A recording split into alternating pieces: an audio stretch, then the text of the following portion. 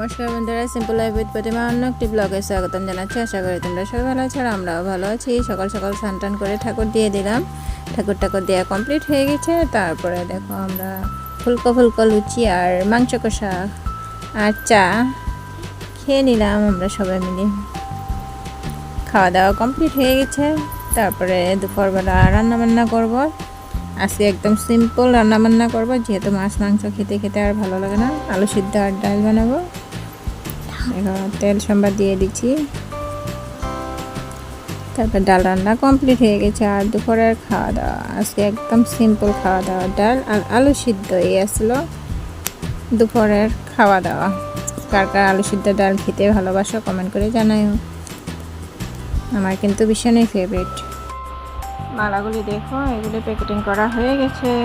কেমন হয়েছে বলো। তারপরে এগুলি বাকি আছে, প্যাকেটিং করতে লাগবো তার জন্য। আর এগুলি প্যাকেটিং করে নিয়েছি, মালা জমা দিতে যেতে হবে আমার। দেখো মালাগুলি কেমন হয়েছে কমেন্ট করে জানাই কিন্তু। তারপরে সন্ধ্যাবেলা চা খেয়েছি মুড়ির লাড্ডু দিয়ে, চা না হরলিক্স খেয়েছি। ভিডিওটি ভালো লাগলে লাইক কমেন্ট আর শেয়ার করে দিও। আজকে টাটা।